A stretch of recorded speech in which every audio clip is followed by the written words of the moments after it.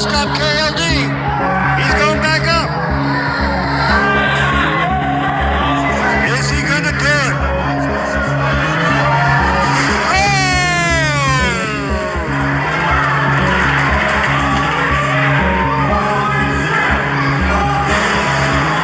That's got to be it.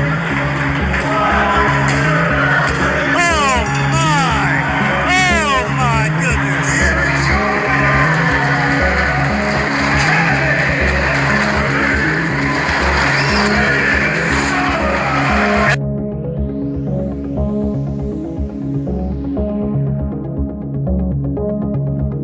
Yeah, it's your boy, the hot topic, the baddest mamma jamma, the whole thing, Raheem De La Suede, and you are watching the I-70 Hot Tag Podcast.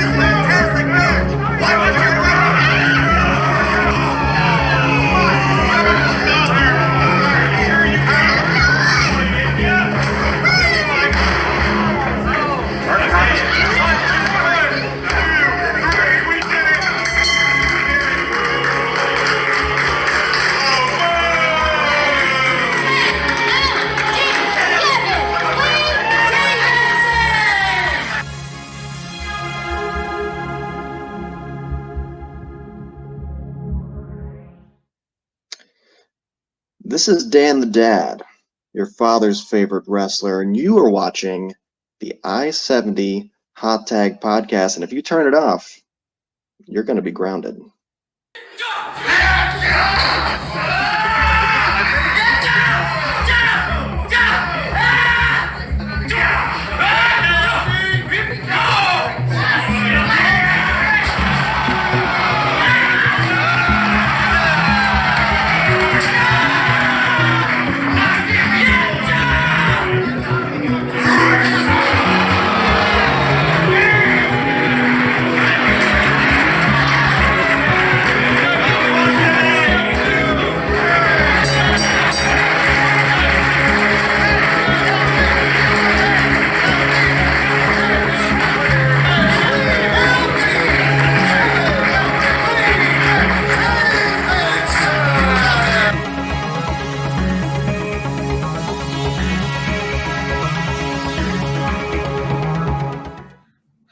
This is Shaz McKenzie, and you are watching the I-70 Hot Tag.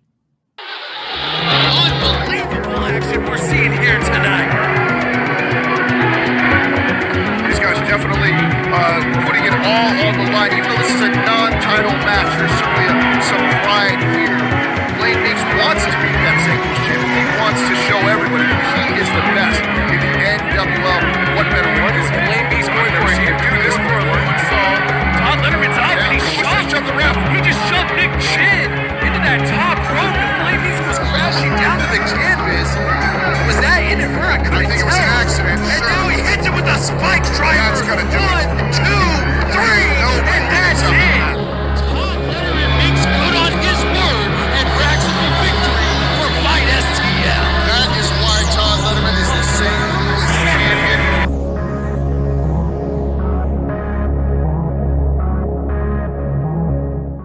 What's up, everybody? It is one half of the beautiful people and 7-time women's world champion Angelina Love. And aren't you lucky?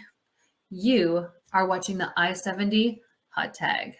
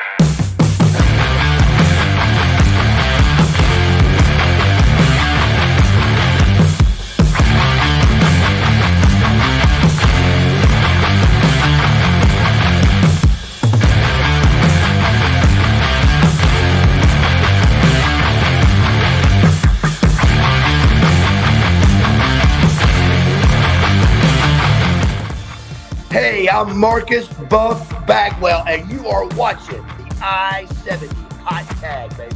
Check it out, and remember, no matter what, I'm buff, and I'm still the stuff. Ha ha ha ha ha! And now, CR Media presents the I-70 Hot Tag with your host, Chaos Chase, and the real Josh Elliott. What is going on, everybody? It is your boy Chase, aka CR Media, as y'all may know me, and we are here for another episode of the I-70 Hot Tag, episode 57 to be exact. And we've got a great show planned for you tonight. We're going to be live tonight with KLD, Kevin Lee Davidson, and we're going to get into that. But first, let me introduce my friend, my co-host, the real Josh Elliott. Josh, how are you doing, sir? I'm doing fantastic, man. I appreciate it, and it's going to be a fun episode. Got a lot of stuff to talk about, not only with KLD, but we got a lot of topics to cover from the local independent scene in Kansas and Missouri in the second half of our show. So we got a jam-packed show for you. Absolutely. Also, want to push out social medias and all that stuff, get all that stuff out of the way. If you are watching us, we appreciate it. So far, we have Dean Houston and Mike Chamberlain hitting the like buttons on Facebook, guys. We greatly appreciate that. No matter what form you are watching us on, if you could hit that like button, that share button, it would mean a lot. It helps with the algorithm, helps get the I-70 Hot Tag out there and get great exposure. If you are watching us on Facebook, you can also watch us on YouTube on the I-70 Hot Tag page. You can also watch us on twitch.tv/CRmedia1988. The link trees, are the link trees in the bio? Yep. Link trees are in the descriptions of the video. CR Media's link tree, mine.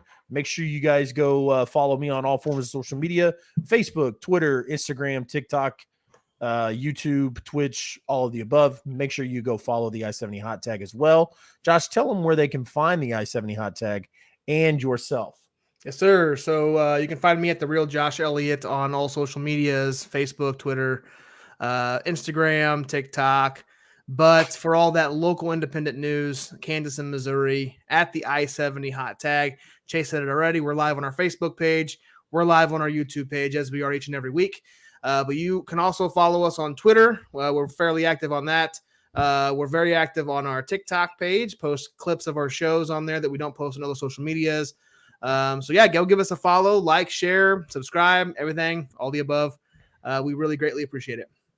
Absolutely, guys. Want to give a huge shout out to our sponsors. First, our main event sponsor, Big Daddy's Donuts. If you guys are not aware, Big Daddy's Donuts has 3 locations in the South Kansas City metro area, in the Raymore and Belton area. Make sure you go check those out. Absolutely delicious.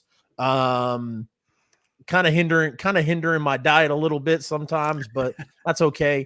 Don't mind throwing a few bucks at our main event sponsor for some good donuts. So, and I promise you won't either. Second, one of our sponsors, Dean's Trophies. If you guys have seen us at the shows selling our t-shirts that look absolutely amazing, they come in all different sizes. Dean's Trophies did do those shirts for us, and they did a phenomenal job. They also do banners, trophies, plaques, anything, your Employee of the Month award or your Fantasy Football award. But make sure you check those out, Dean's Trophies. And I don't have anything else. Yeah, I just wanted to, before we kick things off, I do want to give a shout out to our guest last week, referee Alex Strahan. Came on, talked about his time in the business, a couple years, been refereeing throughout the Midwest and throughout the Kansas and Missouri area. So shout out to him for taking the time to come on the show with us. And if you did not watch that live, you can go check it out on our YouTube page, video on demand. Our entire library is there. Just go to the I-70 Hot Tag, click that live button, and all of our episodes will show up, excluding the first handful, which are over on the CR Media YouTube page. But absolutely. Absolutely. But you can check out the audio versions of those. Where at? On Spotify, Stitcher, and Google, right? Google and Apple, yeah. Yep. Google and Apple. There you go. There you go. Josh, we're not going to break tradition, man. I always let you introduce the guests, so this isn't going to be any different. Go ahead, man. Yes, sir. Big show tonight, guys. We have a wrestler who you've seen a lot in the St. Louis area. He's wrestled for Grandel Wrestling. He just recently wrestled for Cape Championship Wrestling, GloryPro. He made his return at Grandel. Chase and I were there in person. He is the owner and promoter of WrestleMax STL. Please welcome KLD, Kevin Lee Davidson.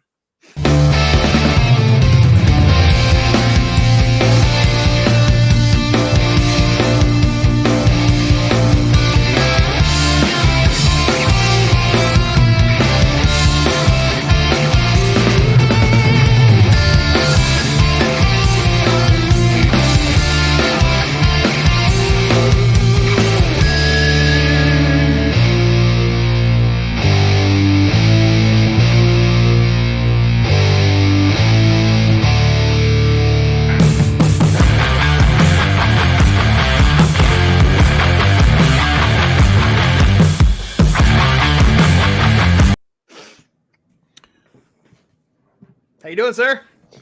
Good. How we doing, guys? Fantastic. Appreciate you thank taking you the very time much to do for that this. walk down memory lane in those opening 5 minutes, man. That was very cool. I haven't revisited any of those matches in a while, so that was a lot of fun. Thanks for putting that together. Yeah, no problem. Absolutely. The Josh does our promotional videos himself. He's getting they've always been really cool, but it's funny, he actually used to do them on PowerPoint. Oh, hell yeah. So now he's upgraded a little bit, and they're getting cooler. And so we appreciate it, and I'm always amazed every single time he puts one together as well. So yeah, that was killer. Thank you, Josh. Appreciate sir. it. Yep. KLD, man, we appreciate you taking the time to do this, taking the time, to kind of just talk to us and talk to the fans. If you're not familiar with the show is focused mainly on Kansas and Missouri Midwest independent wrestling. Just because Josh and I have been fans our entire life, and we've always heard how the East Coast and the West Coast have great indie wrestling scenes, and we believe that the Midwest is just as important. It is right up there with the talent that we have in this area. So KLD, with that being said, man, I start off every interview we do with the same question. I want you to tell us and our viewers, who is Kevin Lee Davidson? Who is Kevin Lee Davidson? Well, that's me. You're looking at him. What you see is what you get with me. I'm just an above average sized gentleman who's played sports and been competitive his entire life, who just loves pro wrestling, loves his family, and loves the city of St. Louis, man. So I try to represent and take care of everybody as much as possible, and just have fun and kill it while I'm doing it. If you don't mind me asking, how long have you been in the business? My first training practice was October 1st, 2013. So we're coming up on 10 years. I was in the music industry for a while, so I took a little bit of time off before I actually debuted. I think I came back in March of 2014, and I ended up debuting like late June or mid-July of 2014. So we're coming up on 9 or 10 years now. It's been a while. Nice. So you said music industry. What did you do in that business? Oh, man, I wore a lot of hats. I was a showrunner for a bit. I was talent buyer, promoter, booker, tour management for a bit. I wore a lot of hats. At that time, I think I did some tour managing that took me on the road for a bit, and I wasn't able to, stay in the gym and stay at the dojo as much as I wanted to be at the time. But I knew once I got home, I dialed in, and I pretty much kind of just took myself out of that entire scene and devoted my time 24/7 to pro wrestling after that, starting in, spring of 2014. So I'd say probably close to 9 years now, if I had to put a number on it. Nice. That's crazy, man. You're like the fifth person in the past few months that I've run into that started in the music industry and transitioned over into professional wrestling. Yeah. They're very similar in a lot of ways. Very, which is which is weird, man, because I would have never guessed. I mean, obviously, like the production side, which a couple people I have talked to, have come over, but like I said, you're like the third guy talent wise that have been like, yeah, I came from the music industry, and I'm just like, interesting. So, the great part about this show, KLD, is we do it live. And we also get like viewer questions and comments, involved. I don't know if you are familiar with, I know you are familiar with some of our regulars, Brian J. Brian J. Made it a point to, he had to run up and say what's up to you when we were in St. Louis for GCW. And then Sonny Money said he wants to know, how upset are you the Knicks didn't pull through this year? Man, it's heartbreaking, bro. We were so close, and I felt this year I say it every year. Oh, this is going to be it. This is going to be it. But this year, I really thought we had a really good chance of getting to the conference finals. And I was more worried about Boston than I was Miami. So I was kind of like shocked when we didn't get past Miami. But looking at Jimmy Butler lead his team, man, I mean, the better team won. There's no arguing it. I got game one on the finals right now. Miami's playing good. They could, step up their game in a few aspects. They're down 10 points right now, but I'm rooting for Jimmy Butler, man. He's a great player. He's a great team leader, and I hope he gets one this year. He deserves it. Yeah, my team was always the Oklahoma City Thunder. So I have not been fully invested. I'm a LeBron fan. So when the Lakers lost, I'm the same way. I love Jimmy Butler. I love Jimmy Butler when he was on the Bulls, and he must have been pretty torn 10 years ago then when the Heat were playing in OKC for that ring. Oh, absolutely. I actually went to OKC for, what was it, game 2? It was the year that Miami got their first ring with LeBron. I think it was game 2 where Miami won. But yeah, I was in OKC for that one. It was a good one. Yeah, like how do you not win a ring with Kevin Durant, Westbrook, and James Harden on the same team? I'm not going to say Westbrook, but I'm just putting it out there. There's rumors of him coming to New York, and I hope they're not true. But it is what it is. Yeah. Yeah, I hear you, man. So back in March, you made your in-ring return at Grandel Wrestling, surprising Adrian Surge and Buddy Shepard as they addressed the Nega Buddies. Tell us what that moment was like for you, returning in front of a hot St. Louis crowd that night. Oh, man, I've never gotten that surprise. Like, I've had to take some time off in 2019 for surgery, but I got to come back. It was well promoted. I was going to be there, and you had to be there to really experience it. But it was just absolute electricity in the building that night, and I really thought it was going to be hard to top. But that surprise element of this event, the Grandel event back in March, it was right up there with it. It was really cool. I was kind of worried that they weren't going to remember. It's been a year since I've been in the ring at that point.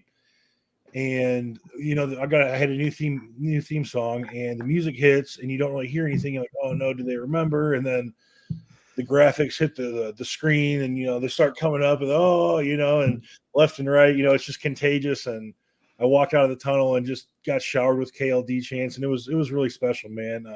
Like I said, I didn't know how that moment was going to go, so just getting that kind of reaction from the hometown in a venue like the Grandel Theater was really good stuff, man. It meant a lot to me. Yeah, we that was our first time going to Grandel and the Grandel Theater, and we had Joey on maybe a couple weeks prior to that event. Yep. And Joey told us about the the venue and everything, and it was, man, as soon as we walked in, it was just it was like, man, like this is I was never a big fan of theater, like the NWL days, and the NWL did a theater in Kansas City, and I was just never a big fan of the theater. But I don't know if my tastes have changed, or there was just something about the Grandel and the pageant that GloryPro runs out of that I really love. And so Joey doesn't half-ass anything. He pedal to the metal on that stuff, and he executes it very well every year. So yeah, props to him for that. He definitely had a great year. Yeah. Yeah, Definitely. and it's one of the ones, one of the only ones in our area that has those video boards, that you can put an entrance, video on and graphics and stuff like that. So it was a cool experience, and yeah, it was electric when the KLD popped up on that screen, and it was awesome. So, we typically on Mondays, it was a holiday this Monday, but we have a concept on Monday called the Pit Stop, where we usually watch a match or two of who we're having on Thursday. And we definitely would have tried everything we possibly could if we wouldn't have gotten taken down. Gotten onto independent wrestling TV, went to watch Cape Championship Wrestling, and watched your cage match with the indie god, Matt Cardona. Tell us what that was like, man. What was, how did that match come to be, that whole lead up to that match, and what it was like to get in the ring with Cardona? There's not really many guys, especially on the independent scene right now, that I haven't rubbed elbows with or, met in passing at this point. And Matt Cardona is one of them. The promoter of Cape had texted me, I want to say it was maybe January or February, once I had reached out and, we knew I was coming back, and we started lining up some dates. And he said, how would you feel about, wrestling Cardona in April? And absolutely, sure, let's do it. And how about in a cage? And even better, I don't think I've ever had a singles cage match. So he did it like TNA lockdown style, where every match was in the cage, and Matt didn't know that until he got to the venue. So he was shocked, to say the least, and it was fun putting that together with him. But like I said earlier, there's not many guys I haven't rubbed elbows with yet, but he is one of them, and you never really know walking into a match with someone that you A, never worked with, or B, never even met, up at this point. So you really never know what to expect in those situations, but he showed up, super cool dude, super easy to work with. It was a night off, as we say in the business, not in the sense of, it was easy throwaway. It was a night off in the sense that we gelled really well together. We had great chemistry. Putting it together and, putting stuff even on the fly, helping, having the refs help us out and calling a few things out there. And it was just a lot of fun, man. It's one of those things I needed. I haven't really had one of those matches like that since I've been back yet. And having that match, kind of gave me that confidence again. Oh, I'm KLD. I still got this. So it was really cool, man. It was a lot of fun. And like I said, it was, a night off, to say the least. Yeah. You mentioned that you haven't, there's a lot of guys you haven't rubbed elbows with, or you have, I guess.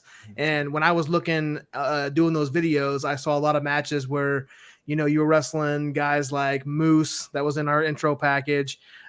Jake something you had a match against. So there's a lot of guys that I didn't realize that you stepped in the ring with and had matches. Is there, this is kind of off the cuff here, is there a favorite moment or a favorite match that you've had in your career that you'd want to point out? I have a lot of them for many different reasons. I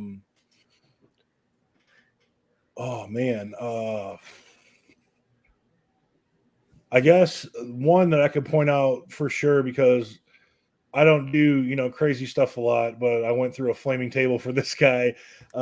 Wrestling Nick Gage was wild. It was definitely an experience that, I don't get to have often. So that one was a lot of fun. I really enjoyed my matches with Eddie Kingston in AEW. He was trying like hell to get me to up my game, and he taught me so much in those two matches we've had, and just the time I've spent with him in the locker room. That I really appreciate those matches I had with him. I've wrestled Brody King a handful of times, and the same with him. I just learned so much from those matches, and we've had so much fun, in San Diego and St. Louis and wherever else we got to work. Just a lot of, like I said, a lot of matches for, little different reasons and many different reasons here and there. But I definitely have been blessed to have worked with the level of talent I've been able to work with over the last 9 years. Yeah, I want to highlight this comment here. Sonny Money says, Kansas City still loves you, bro. We miss you out here for real.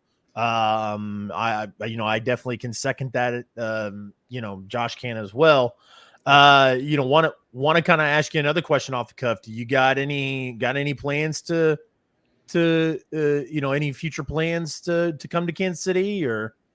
Not anything in stone. No, I would love to come back. Kansas City's definitely a second home to me. I stayed there. I actually lived there for 6 months back in 2017.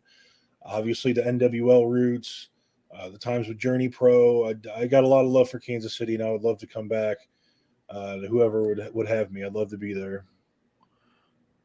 Yeah. So, kind of talking about, being an active in-ring wrestler, obviously you got a family now, which is really cool. Being an owner and promoter, man, tell us how you're balancing everything from day to day, week to week. And is it difficult to switch back and forth from, a worker to a promoter at an event? Day to day, it's chaos in a good way, in the best way, and it's always been like that for me. Like I said, the music stuff before wrestling, and then I got into wrestling, and I've been promoting wrestling shows since 2016. With various different companies and booking, and I've kind of gotten used to the controlled chaos, and adding, getting married and adding a kid into the mix, it definitely shakes things up a bit, but it's in a good way. Every day, there's no day that's the same. Every day is a different day, but we got a good support system. We move as a unit, and we get it done. We're a family business at WrestleMax. That's how it was when I was at GloryPro too. We've always been a family business. We stick together as a unit. We just got 2 new team players now, so yeah. And we make it work. No matter what we got to do, day to day, we get shit done. And I'm sorry, I don't mean to cuss, but no, you're fine. we get it done, man. We definitely get it done. As far as transitioning from wrestler to promoter at shows, it's absolutely difficult. It's one of my least favorite things about doing it is the day of stuff. I like to really focus and kind of get in my groove when it comes to laying out my match and getting in that zone and, put myself in that zone to get ready to perform and just go out there and, beat KLD. And it's hard to really get into that zone when you're getting dragged 50 different ways and you have to make sure that people are getting to the venue on time and nobody's stuck in traffic or tire gets breakdown or flights get delayed or, somebody's not getting along, God forbid, which never happens. But, it's a worry. It's a worry in pro wrestling, especially the independents. But again, man, it's just the chaos. It wouldn't be it without the chaos. So I go with the flow and, we've made it this long without hiccuping. So knock on wood, hopefully we can keep it moving smoothly. Yeah. I want to highlight here, Big Country, Matt Stockdale said KLD is a great big guy, man. What's that like to have younger, bigger guys, in the business kind of look at you and be like, hey, kind of putting you on that pedestal and giving you those props? It's very humbling, man. I remember being the guy looking up to other bigger guys in the business, and some of them aren't around anymore. So to be that guy for, the younger big guys, it's truly humbling because to me, I'm still that guy looking up to people trying to, level my game up. So the fact that, I got people looking up to me in that sense is very humbling, and I definitely appreciate it. And I do whatever I can to help out the next crowd, man. The wrestling business doesn't move forward without the next generation coming up. So anything I can do to give back, I always try to do my best. Yeah. So, speaking of WrestleMax, being the promoter, is there a method on how you structure a show kind of from top to bottom? Are there do you like the, like WCW used to do, the cruiserweights, the little guys first, or, how do you book? What goes through your mind as you're booking an event? It's funny you say that because when people ask me what my favorite thing was in wrestling growing up, one of the main things is the WCW cruiserweights. And I do structure my shows somewhat based on that because I always make sure that the opener is going to be a red hot one. I love comedy wrestling, but I'll never put a comedy match first. I'll never, put a big hoss fight first. It's always got to be action packed, go, pedal to the metal, high adrenaline, high action, just the hottest match, pretty much one of the hottest matches on the card we always got to put first. So I definitely structure it in that sense. I'm a big fan of keeping title matches the main event if there's a heavyweight title in a promotion, unless very, very, very, certain circumstances. For example, like when Minoru Suzuki was at WrestleMax, you can't really put on anybody after Minoru Suzuki. So that might have been one of the only, if not the only instance where I've not had the title match be the main event. So yeah, and there's, little tweaks you throw in here and there, depending on the card, depending on what talent you have. But I always definitely try to put on, an action-packed opener and have the title match in the main event. So, kind of off the cuff question here. How far, when we get these promoters on, I like to ask this question. How far in advance do you typically start booking or start getting your event ready? Is it like a 6-month deal? How far in advance do you start planning? It really depends on the event. For this one, since we didn't have any prior ones and we knew we wanted to have a big, action-packed show for our first one back. Oof, man, I've been working on this one for a while now. I was calling in favors left and right. Hey, who can be here? Anybody I can get my hands on from my past that, owed me any favors, or we had friendships over the last 9 years. I was trying to pull out all the big guns. So this one, it's taken me a few months, but it's also harder, when you try to get more top talent, it's harder to book them that far out. So we kind of, I outlined what I wanted to do, and then what I couldn't make happen, I kind of, filled slots here and there and spitballed ideas with my wife, and, we could do this with that and switch this around if they can't make it. But I think everything turned out great, man. I'm very happy with how the card ended up. I'm very happy with who we have coming in. Very happy overall with how everything's going so far, and I'm really, really looking forward to June 30th. So KLD, before we jump into the WrestleMax card, I wanted to talk about your time in NWL.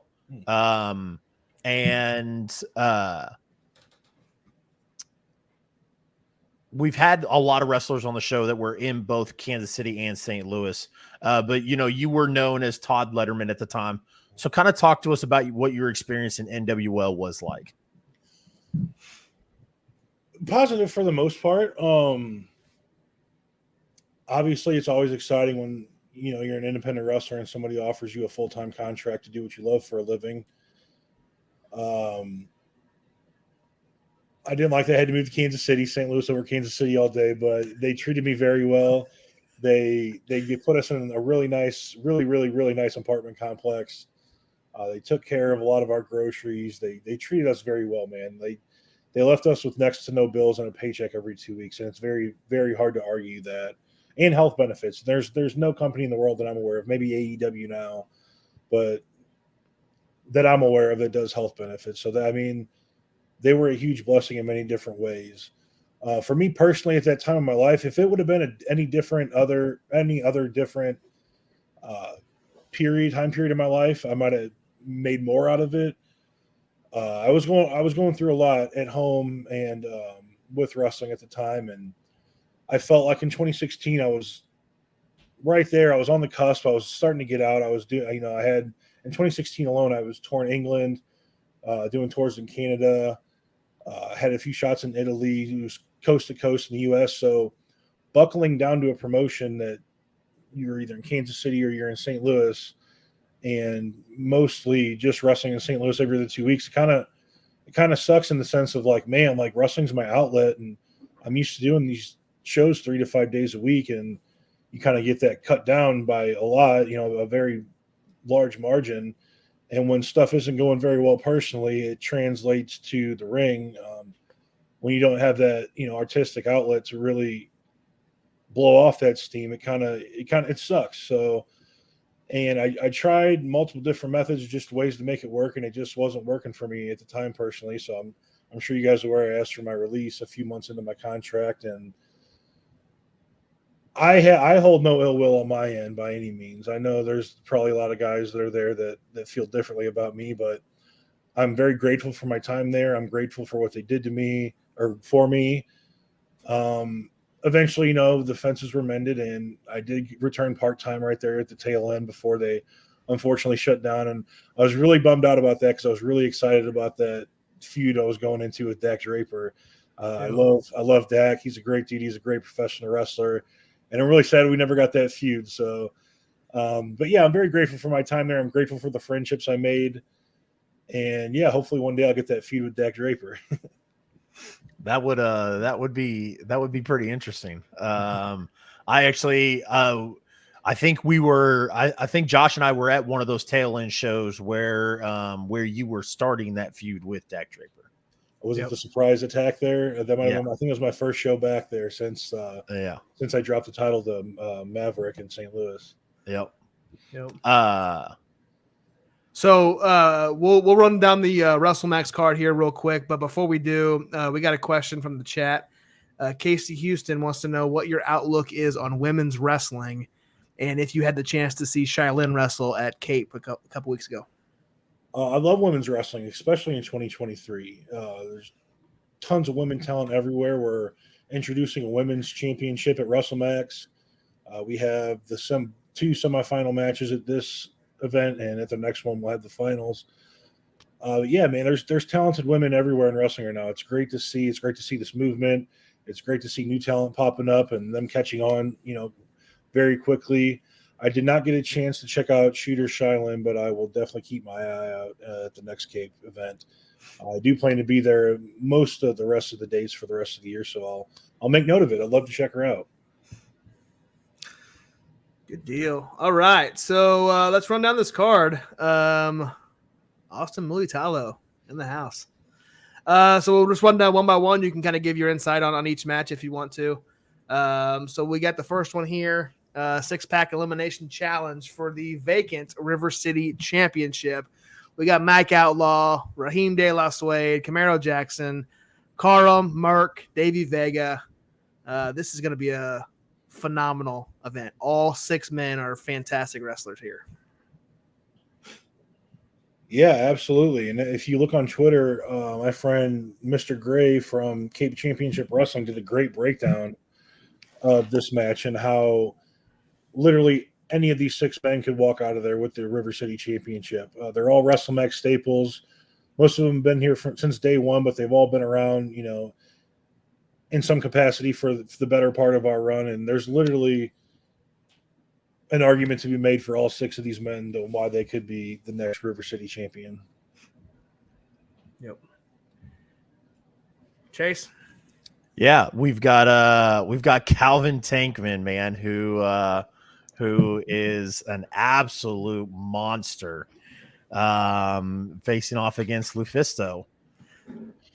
I'm really excited about this one. This one was my personal favorite. I had Lufisto in 2 dream matches in my back pocket, and this was the one I could make happen for this event, and I couldn't be happier about it. As you saw in the opening video, I wrestled Calvin Tankman multiple times over the years. He's a fantastic wrestler. He's a heavy hitter. Lufisto is the innovator of intergender wrestling, who's also a hard hitter. And I'm really looking forward to this one. I think these two are going to beat the snot out of each other, and it's going to be good stuff. Yep. All right, women's match. Sue Young taking on Blair Onyx. This one is a rematch from the very first main event of the very first WrestleMax episode ever. So I'm really excited to see this one. As you can see, it's the semifinals to crown the first ever WrestleMax Women's Champion. I'm sure Blair Onyx has a chip on her shoulder from that loss in episode 1. And, Sue Young might be walking in confident. She has that win over Blair from episode 1. So we'll see who takes this one and moves on to the finals. So what event number would this be? Is this 9 or 8? This would be 9, I believe. 9? Okay. Yeah. All right. Chase? So we've got the bounty hunter, Brian Keith, against ATM All That Matters, man. Love seeing Brian Keith. He was in Kansas City a few months ago for a match that we sponsored. And I actually ran into him on my trip to LA.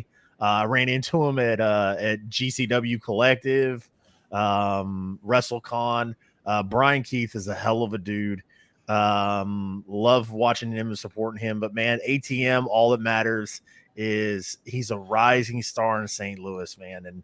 And this is going to be one of those matches. So very excited about this one. Yeah, you said it all about Brian, man. He's a fantastic person. He's a fantastic wrestler. Very excited to have him in WrestleMax. He's out in the area often. So I'm glad to be, one of the guys that get to bring him in. We've wrestled a few times over the last few years. I was really looking forward to this one. Originally, he was my opponent for this event. This is going to be the third out of the best of three. We wrestled in Houston. We wrestled in Dallas. We each have one win over each other. Unfortunately, I have to get surgery a few days before the event, so I can no longer compete. But I think, as you said, ATM's a real bright up and coming man. He shines really bright, and he's really one of the shining pieces of the current St. Louis scene. So I think he fits right in that role, man. I think he's going to be really good, and him and Brian are going to tear it up. It might be sleeper for match of the night. Yep. Speaking of possible sleepers, huge fan of this match. Missa Kate, we saw at Grandel. One of my favorites, Billy Starks. We had her on in August last year. These two women are, and it's for the semifinals. So the winner of this is going to take on the winner of Sue Young and Blair Onyx. Mm-hmm. So two of the top women in professional wrestling right now, with Billy in AEW and Missa doing what she's doing in NWA. So it's going to be awesome. I can't wait to see this one. Yeah, absolutely. I've had the pleasure of watching Billy Starks grow into her own since her debut. I spent a lot of time in the Louisville area kind of territory down there in Indiana and Kentucky. And obviously that's where she's from, where she broke in. And so I've had the pleasure of watching her grow into herself as a performer. And she's killing it, man. She's all over the world. She's tearing it up in every match she's in. And then you got Missa Kate, who is an absolute heat magnet, going up against one of the most natural baby faces in wrestling, Billy Starks. So, yeah, this should be an exciting one, and we'll see who goes to the finals. Yeah, when Missa Kate did the Grandel show, man, she just she worked that crowd, and the promos she did prior were just, it was great work. I don't think anybody got the reaction that night that Missa Kate and 2D Ling got. I think that was probably match of the night reaction wise for sure, if not in ring as well. Yeah, and Missa Kate walks around, or she walks around sometimes with FTC, and that dude has, I have a love-hate relationship with him, man. Obviously in the business we have something called like go away. We have like heat, and then you got go away heat. And I'm right on the cuff with Frank the Clown, man. I'm right there where it's like I really just don't want to see you, but then at the same time I want you here because you do such a great job of drawing heat. So yeah, that they were a great duo that night, and I'm excited to see Missa Kate in St. Louis again. Especially in a match like this. So next match, this is insane, buddy. Like I can't fathom that you were able to do this. This is nuts. I knowing Campbell and SK, I know this is going to mean a lot to them. I know it does mean a lot to them, for them to go up against the Rascals. And it's crazy because I know Josh and I, have said twice now that these were sleeper matches. When I first saw this match come out, KLD, man, I was like, I don't think there's a match on the card that could top this. So this is gonna be a crazy one. Yeah, to my knowledge, I don't think the Rascals have ever been in the St. Louis area. I know we had Trey at GloryPro in February of 2018, I want to say it was. So it's been a while since he's been here. I'm not sure if Zach's ever been here. If he is, it was a long, long time ago, and definitely not as the Rascals. So excited to have my boys here in St. Louis. It's been way too long since I've seen them, dude. So it's going to be good to have them in the locker room. And like you said, man, the premiere, they're pretty slept on right now, and it's only a matter of time before that balloon pops and they break out. And I couldn't think of a tag team in the area more deserving of a match with the Rascals for that. Hopefully not only learn something and level up their performance, but also maybe get a few more eyes on them for their talents. And I'm really looking forward to this one. Another one. I mean, you can say this about almost every match, but here's another one where you could be sleeper for match of the night. Yep. Yeah, definitely. Yep. Next match here, we got your father's favorite wrestler, Dan the Dad, taking on Mance Warner. Absolutely love Dan the Dad and all his work. We had him on a few weeks ago promoting the GloryPro match, but this is going to be a fun one. This was another one of the matches that I had on my wish list in my back pocket for a while, so I'm glad I was finally able to make this one happen. I think it kind of speaks for itself, man. I mean, if you follow independent professional wrestling and you know who Dan the Dad is and you know who Mance Warner is, you know you're going to be entertained. There's no way that you walk out of this match not feeling like you got your money's worth with these two. Two debuts for WrestleMax. I know Mance Warner doesn't like the commission almost as much as I don't. So he never came to Missouri to do any of our shows in Missouri. So I'm glad to finally get him here on the Illinois side. A debut for Dan the Dad as well. He hasn't been a WrestleMax yet, and he's a good friend of mine. We go back a very long time. And like I said, this one speaks for itself, man. There's no way you walk out of this one not entertained. Yep. Yeah, Brian J just said Mance is criminally underrated. I look at this match, KLD, and I like – when it was first announced, I was like, okay, here's a great match where you've got two great workers. Mance can do it all. He can do, the in-ring stuff, the violent stuff. Dan the Dad, obviously great worker. And then this is kind of like a comedy aspect as well. I think we're going to get a lot of great entertainment out of these two. Yeah. Both of these dudes are very versatile in many different styles. So they're gonna put in some work. This is gonna be a good one. Yep. Oh boy. Oh boy. I love both of these guys. We hadn't seen Kenway in a very long time. And then he kind of made his kind of like coming back at Grandel. The kid just looks great. He's got a great presence to him. He draws a lot of heat with the crowd. He's very athletic. He sold that injury. We did the after party at Grandel. And I remember sitting down with Kenway and I told him, I was like, bro, you had all of us. Cause when he got hurt, like Soup told a little kid in the crowd to shut the F up. Because they cheered, Kenway got hurt, when Kenway got hurt.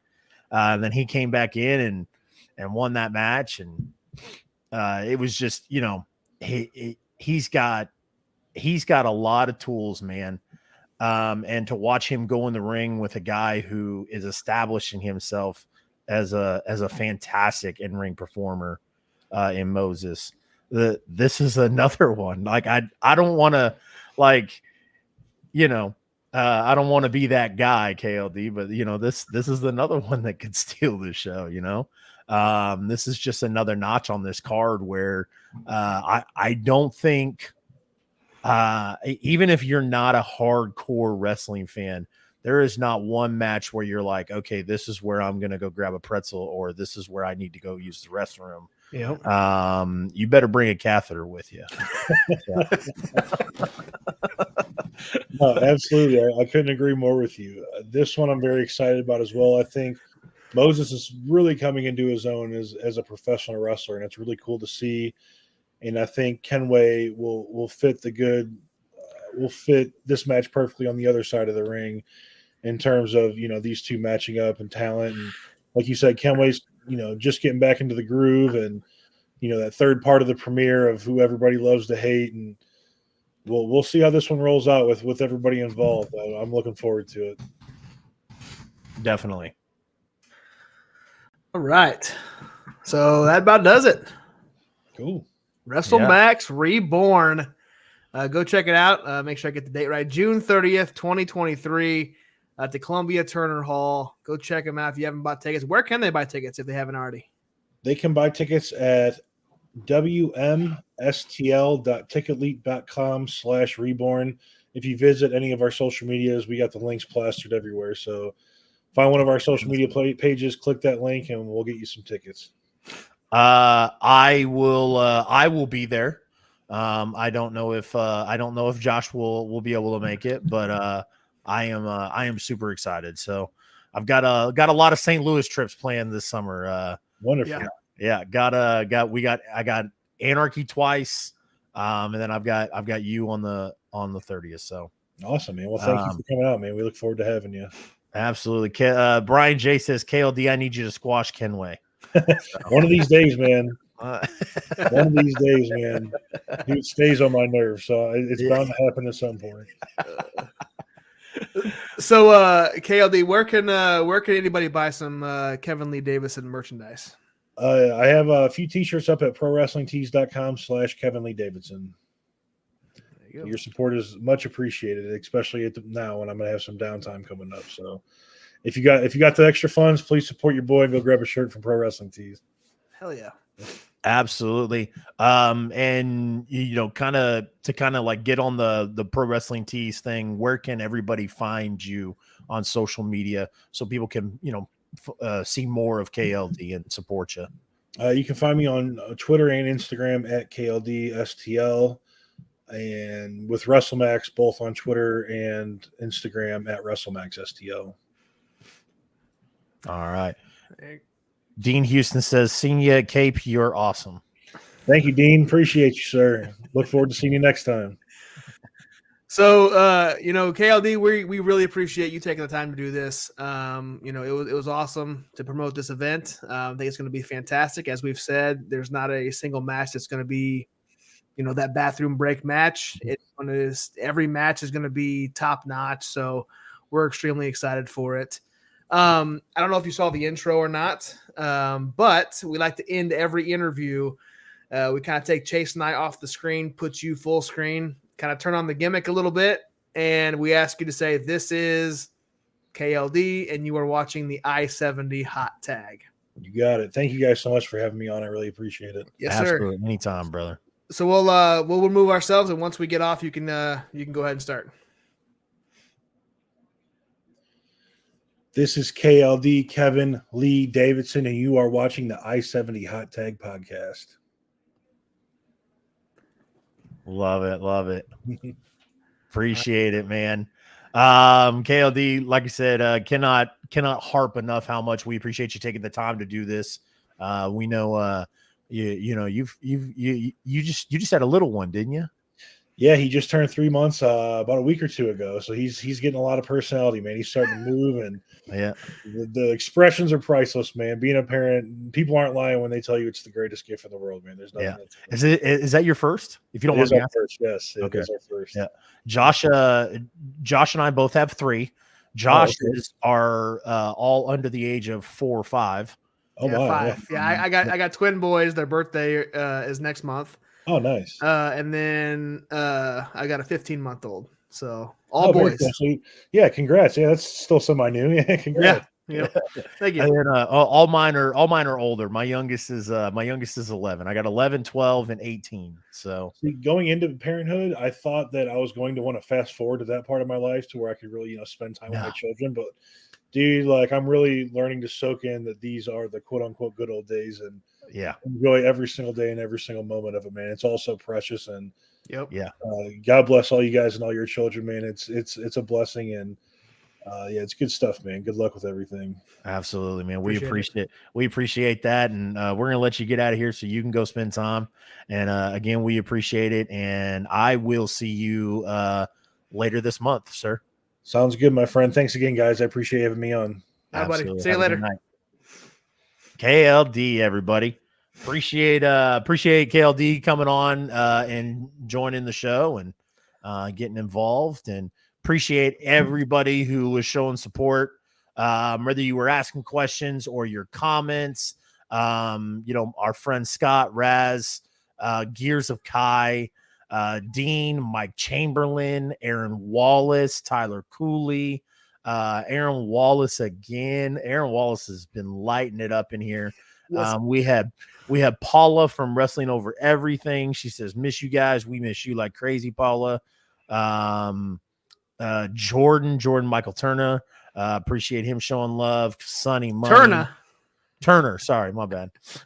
Tina Turner. Yeah, Tina Turner. R.I.P. baby. R.I.P. Yeah. Justin Bundy on. Let's go, baby. Yeah. Let's get hyped. Oh, I love it. But yeah, no, you know, like I said, appreciate everybody, you know, coming in and joining and whatnot. As you guys know, this is the part of the show where we do stop, take a 5-minute break to kind of, you know, rejuvenate, go get you a drink, use the restroom. Awesome Witalo, we love him. The I-70 hot tag. Awesome Witalo loves the I-70 hot tag, and the I-70 hot tag loves them some Awesome Witalo. Yes, we do. Absolutely. But like I said, go get you a drink, use the restroom, come back, hang out. Do not forget, watch the mid-show break. It's a little long this week, so you'll have plenty of time to catch some stuff. You know, shout out to our sponsors, and then also some upcoming events. And then come back. Some promos in there as well. So that's promos as well. Yeah. Come back. We're going to talk new breed wrestling. We're going to talk, mid-states wrestling, WLW, CSW, and June 24th, and what June 24th means for Kansas and Missouri independent wrestling. June 24th is the date, my friends. Yes, it's sir. the date. But yeah, go get you some stuff, come back and hang out with us. Don't go anywhere, guys. To the people, I want to give a huge shout out really quick, because to the people who hit the like button and the heart button, I think that's the most I've seen in a while. And we greatly appreciate that. Like I said, it helps the algorithm. So if you are watching and you have not hit the like button, the thumbs up button, any of that stuff yet, please go ahead and do so. And then come back and join us. We'll be back. Give us 5 minutes. 6, 7, 8. They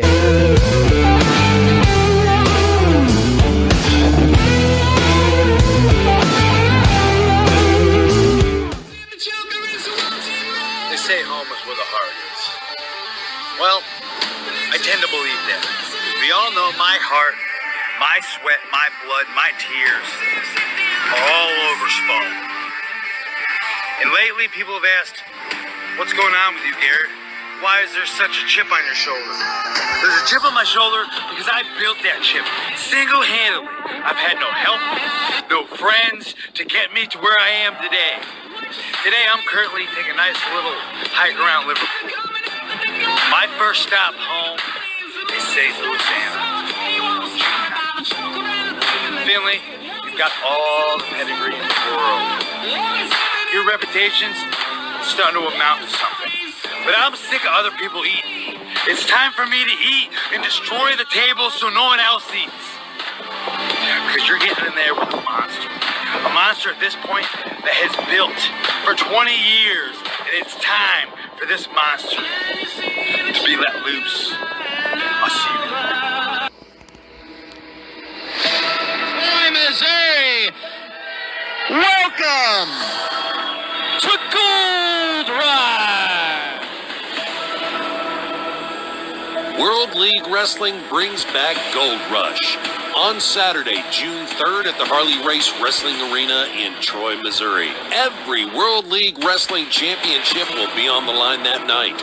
The WLW Heavyweight Championship will see Superstar Steve defend against Billy the Kid. AEW Superstar Matt Sydal defends the WLW Junior Heavyweight Championship against the Deliverer Moses.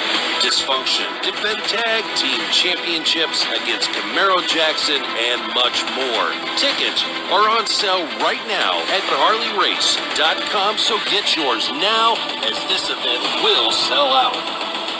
This is World League Wrestling.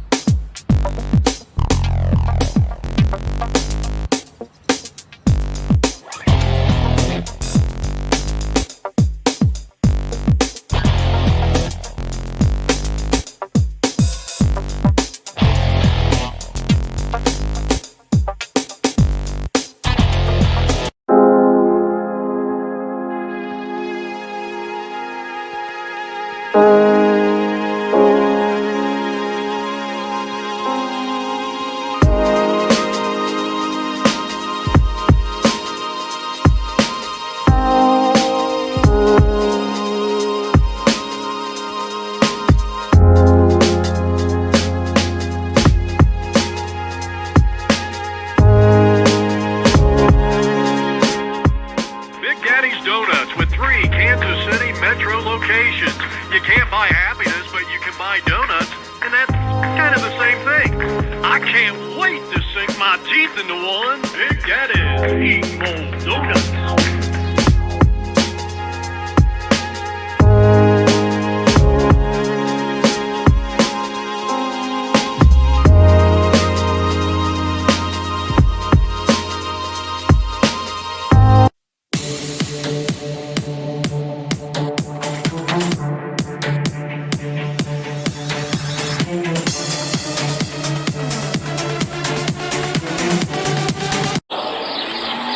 After putting it off for a while, I finally got around to watching the Inside Anarchy that Gary did.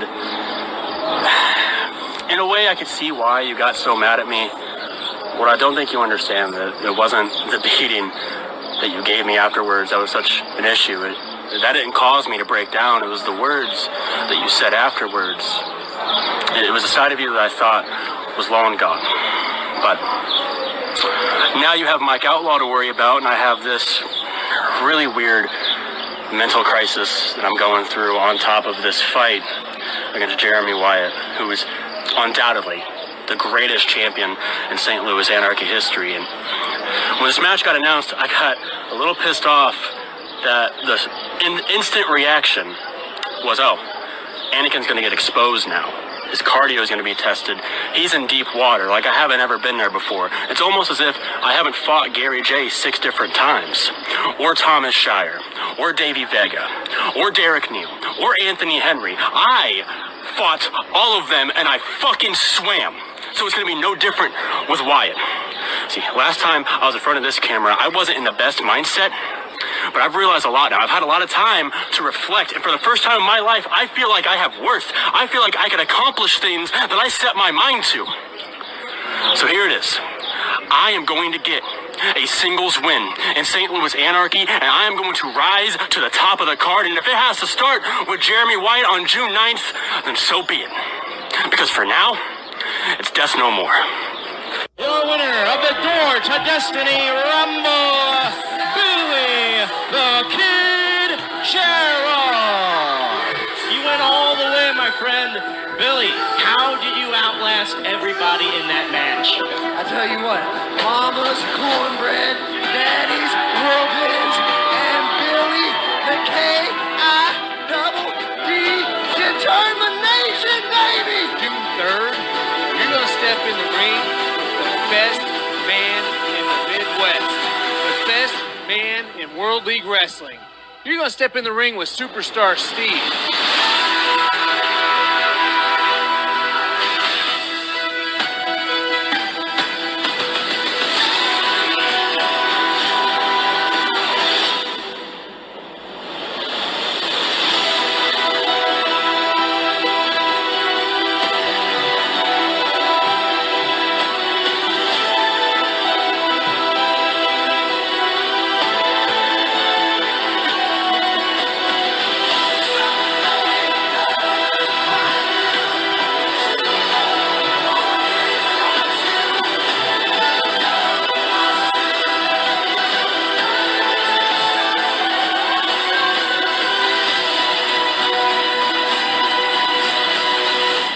The door to destiny has been opened, Daddy-O! Where my dolls at?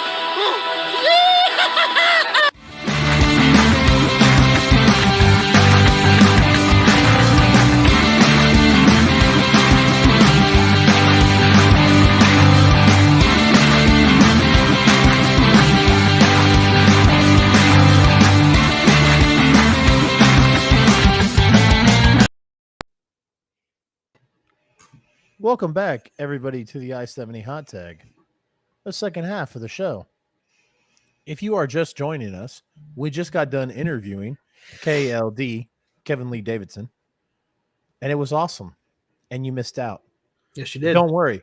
You can go look on the YouTube page in the video library once this show is done and rewatch it. But however, you are in luck, and thank you to those that have stayed with us, because we are going to break down some Kansas and Missouri independent professional wrestling. Wrestling, huh? Wrestling. Everybody, my name is Chase, CR Media. This is my co-host, the real Josh Elliott. We appreciate you guys coming back, hanging out with us, all that good stuff. We've got some great news for you.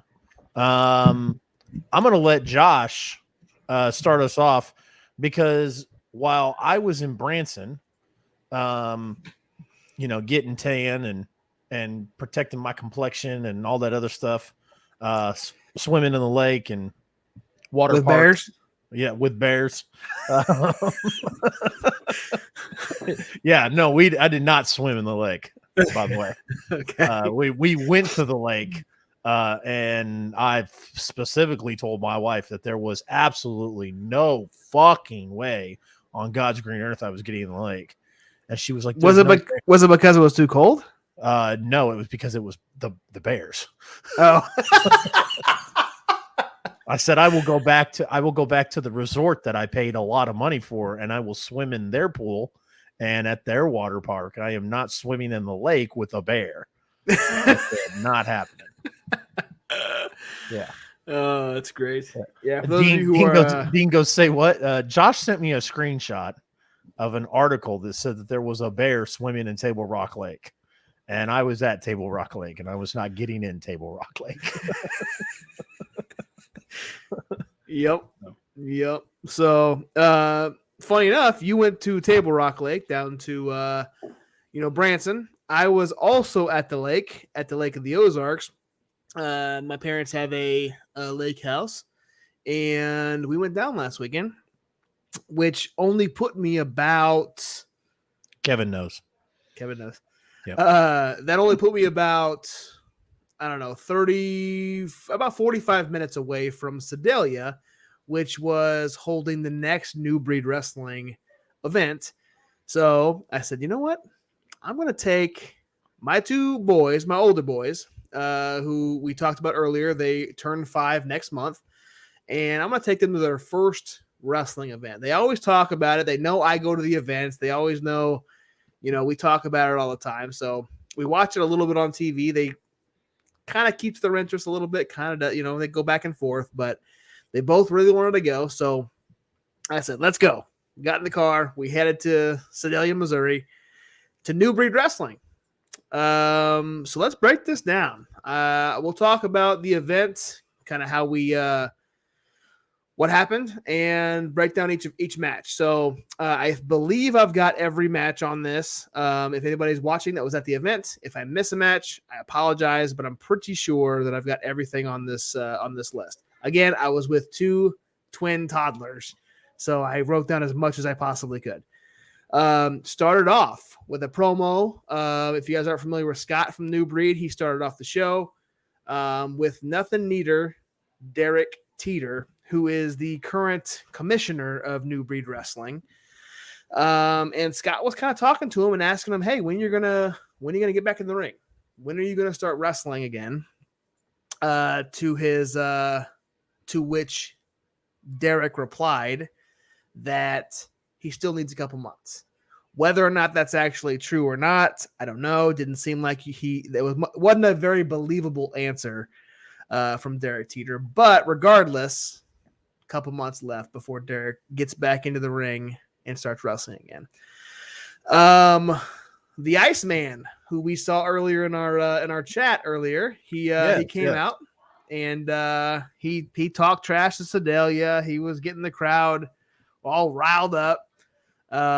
So after he did that, he, Derek Teeter said, you know what, it's time for a punishment. It's not, you're not going to come out here and interrupt me and, disrespect the city that we're in. So none other than Silverback Joe Helms. They announced him as the opponent. Great match. He came, as you know, Silverback, that character, he comes out with the shoulder pads and the spikes and the gas mask. And, this was the first match the kids saw when Joe came out. Both my kids were scared shitless. But once he took the mask and the shoulder pads off, they both kind of Okay, they calmed down a little bit. But they watched the match. They both enjoyed it, and the match itself was a fun opening match. The Iceman kind of played the, yelling to the crowd and kind of playing the heel character, but Joe did defeat the Iceman, and after the match, Joe came up and tried to high five Justin, and he held his hand up there for God. It had to have been like 7 seconds, and Justin wanted nothing to do with giving Joe a high five. So Joe had to go on to other kids, and Justin wanted nothing to do with it. So great opening bout. It was good to see Joe wrestle, and Austin Militalo is a beast, and we'll get into that. We will get into that. Stitch got to see Awesome Muitalo when we went to Warsaw. That's right. Did do you remember who he wrestled? Was it a triple threat? No, it was a singles match. Who did he wrestle? Take 3 guesses. It wasn't Dr. Ison. Nope. Was it? It wasn't Luke Langley. Nope. And I'm gonna fail it. Well, so the show that I went to, like I said, I was very envious of the show that you went to. And it wasn't Blair, because I think Blair wrestled. Was it Blair? No. Austin. Okay. Austin fought Tyler Bodine.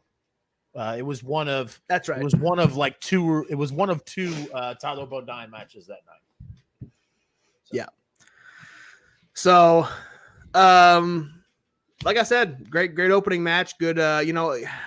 I love the storytelling at the beginning. To me, it was a great way to start the event. I wish that they would have flip-flopped it and put like a different match to start it, just because of a father of 2 kids who can't sit still for 5 seconds. The talking, the promo at the very beginning was like, come on guys, let's get some action going so the kids can start getting entertained.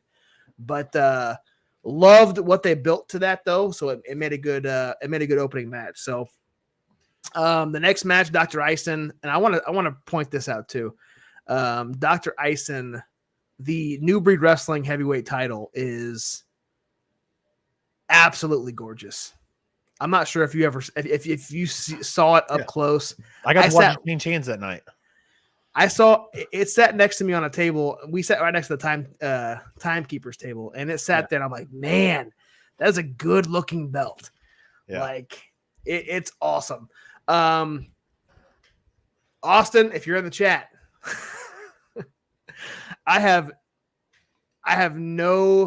don't remember the guy's name that Dr. Ison wrestled that night. If you can shoot it in the chat real quick. This was my first time seeing Dr. Ison wrestle live, at least. I've seen him many times in videos and stuff, but it was my first time seeing him live. Great heel work, obviously, with Money Mike Pettis leading that group. I will say my kids absolutely loved Mike. I don't know if they did this in Sedalia. Yes, Stitch. But Mike Pettis put like a wad of money out in front of the curtain before he comes out. I'm not sure if he did that in Warsaw or not, but my kids were like, "Dude, hey, money, there's money," and like they were extremely excited about that. Yeah, bad Dimitri, guys, whatever. When Stitch and myself and Dimitri went to Warsaw, Dimitri followed Mike Pettis around the arena going, "Give me some money, give me $20." And he goes, "Shut up, kid, get a job." Like just kept telling Dimitri to shut up and get a job. And Dimitri's like, "Come on, give me some money."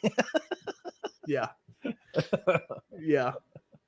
So yeah, he like I said, this is my first time seeing Dr. Ison wrestle. The match was great. I enjoyed it. He successfully defended his title, so I believe it was a title match, and got the win. Now, what was crazy was he literally got behind the curtain and almost immediately circled back and came back out with Daniel Maxon for the four-way tag team elimination match, which I thought, damn, like Dr. Ison's about ready to wrestle 2 matches in a row. But little did we know, they got the suplex cyclone Kurt Gannon to come out, and he actually took Dr. Ison's place. He teamed up with Daniel Maxon. He defended the tag team titles with Mr. Maxon. And not only were they in the match, the O'Neal brothers, who we've heard a lot of good things about out of Team Forge, out of Mike Outlaw. We saw them in Grandel. They were there. They were in the match. Also, another great tag team, the Top Guns. Brandon Beretta, he's the man. They were phenomenal. Attila Khan and Sheik Prater, they were there as well. We saw them in SICW over in St. Louis a couple weeks ago. So fun match.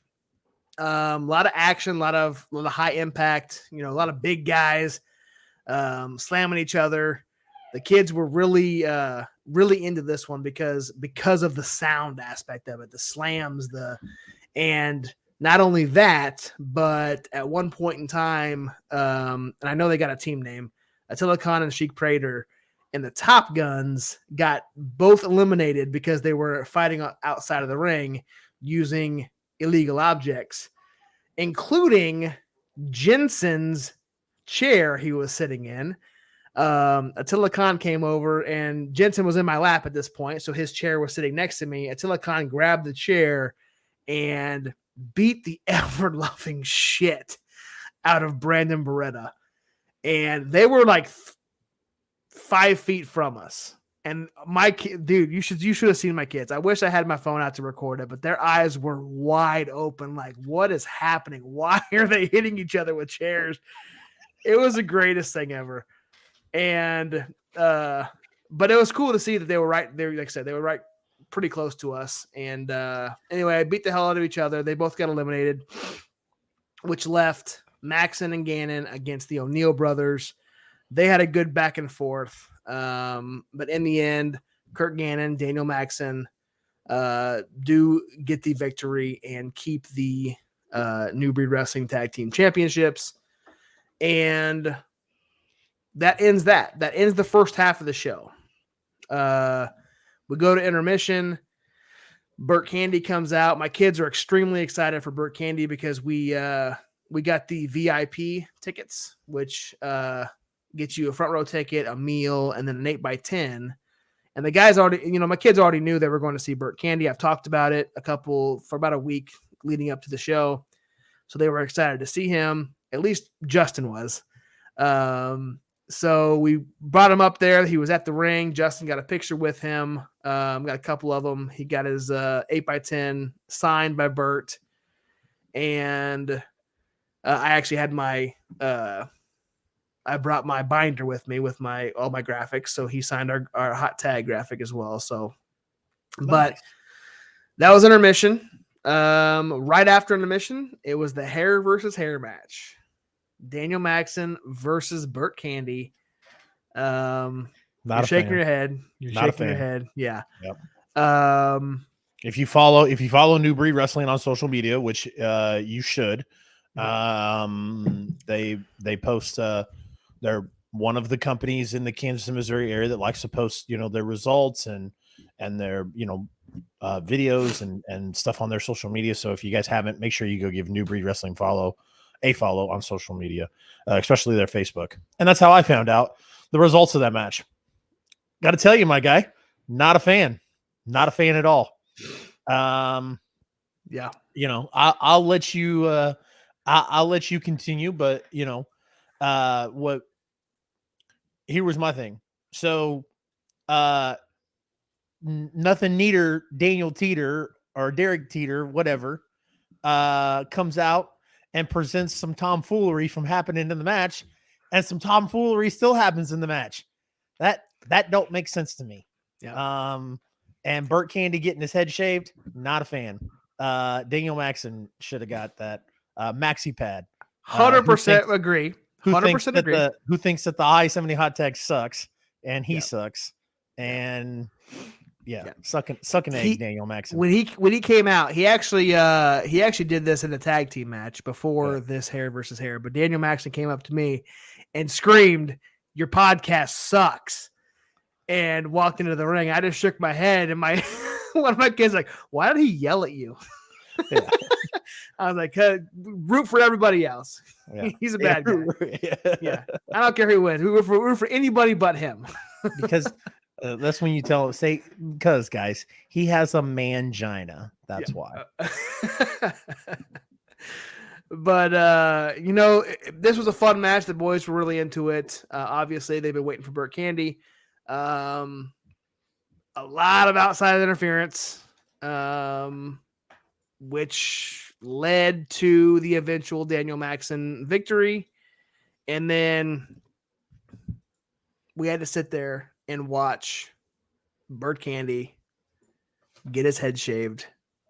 As sad as it was, by not only Daniel Maxon, but Money Mike Pettis was in there, Kurt Gannon was in there, Dr. Ison came down. Yeah, he came. He was out there. He put one of the locks of hair up as a mustache and kind of mocking the crowd, and it was a scene. So didn't get all of his hair. So I'm assuming I don't know if it got shaved off, backstage or what. I don't know. So I haven't seen what Burt looks like completely bald or what, but we'll see at the next event. I don't know if let's see. Let me scroll down here. I don't know. I don't think I've got the next New Breed. Well, June 24th, I've got June 10th. They have a free event, Ballparks National. Okay. Max Creek. So if he's there, then we'll see. That'll be the new Burt Candy, so to speak. Yep. So, agreed. But yeah, this brings us to the main event. Yes. Which you had a lot of high praise for, man. I'm very very interested to see, if New Breed, or when New Breed Wrestling uploads this to their YouTube. Would love to go back and watch it, because I'll let you go. But like I said, man, you had a lot of high praise for this one. So yeah, as you should. Two phenomenal athletes, two phenomenal wrestlers. The astonishing one, Austin Boitalo, and the smoking ace, Luke Langley. So yeah, I'll let you jump into it, man. Dude, I'll tell you, when we interviewed Luke Langley back in August. Actually, it was probably July, because it was sometime in July, and it was just recently after his first match with Austin. And he had a lot of good things to say about him, and said, up and coming, wrestler in the area. And then we interviewed Austin, and we talked about the match against Luke Langley, and since then they've had a couple more matches. And then I saw Austin's promo get posted a couple days before this event. And once I found out it was for the New Breed Wrestling United States Championship, I sent you a text right after. I said, "Hey, Burt Candy just lost. They're shaving his head right now." And you gave me the mad emoji or whatever. I said, "Not a fan." And I said, "It's all right. I'm getting ready to watch Austin Boitalo win back his United States title." Yeah. And boy, one of the best singles matches I have ever seen live. I cannot put that any other way than the back and forth that they had, the storytelling that they did in the ring, the false finishes. There were multiple times where I said, "Damn, Luke Langley's going to get it." And then Austin kicks out. And I said, "All right, here we go. Here's Austin going to win a title." And then Luke Langley kicks out. And there were so many, I don't want to say so many false finishes, but there was a few times in that match where I was like, "Man, this is it." And then they kick out. And then I sit back and I'm in awe. And the back and forth, the storytelling, the moves, like there's not been a singles match in the 57 episodes that we've done of the I-70 Hot Tag that I could definitively say was better than what I watched on Saturday in Sedalia. Luke Langley, Austin Muitalo, right now have the best singles match that I've ever seen live. And for Austin to come out on top of that, and for me to actually have the phone recording at the end of the match, because I thought I was recording at the end of a match a couple times, but for me to actually have it on film, and I posted it very shortly after. I mean, I cannot wait for you to see this. If you have not seen it, I hope New Breed posts it very soon, because like I said, I mean, that's crazy because, you know, like, well, obviously we put over a lot of we put over all the companies that we are aware of in Kansas and Missouri. And we've done a lot of talk about New Breed Wrestling, but like, you know, so in New Breed Wrestling has great talent that goes through there. Austin Muitalo, Luke Langley, Burt Candy, you know, good talent, you know, Daniel Maxon, regardless of what, you know, people may think about him, whatever, you know, and I'm forgetting some guys. New Breed Wrestling has, I'm shaking my head in the comments, not at you. I'm sorry. I know. New Breed Wrestling has good talent.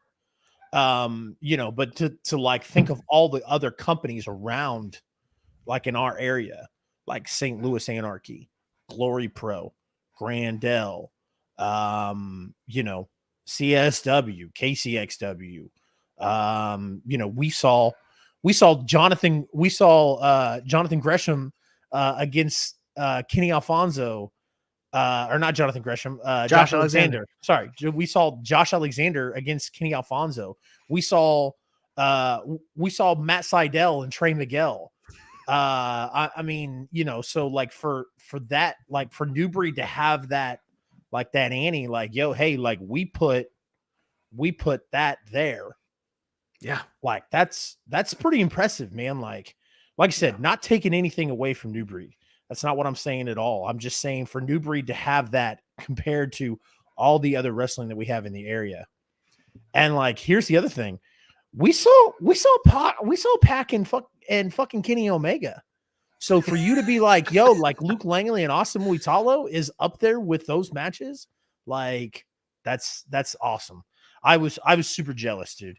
When like I said, when you sent me the, because I kind of disconnected myself because I was in Branson from Wednesday to Tuesday, and pretty much Wednesday to Wednesday because we got back like Tuesday evening and I slept. But so I was gone for a whole week and I was in vacation mode. Other than when we did the hot tag on Thursday, and I kind of just was like kind of coasting through that because I really wanted to interview Alex and be there for that show. I didn't want to give that to Brian J. I didn't think Brian J deserved it. Anyways, but you know, like I said, I had just been in vacation mode. So when you texted me like, hey, Burt Candy just lost, and I was like, well, that's stupid. And I was like completely mad. And you were like, but I get to watch Austin Muitalo versus Luke Langley. And I was like, oh shit, like that match was tonight. And then when you had the high praise for it afterwards, I was like,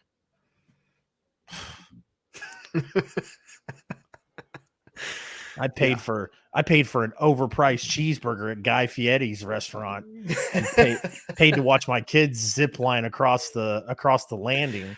I would have much rather been in Sedalia watching Austin Muitalo win back the United States Championship. Yeah. But yeah, I just, you know, when we started doing this, you know, we'll talk about this real quick and then we'll move on. But when we started doing this and like the companies that are, you know, still here, you know, fantastic. But, you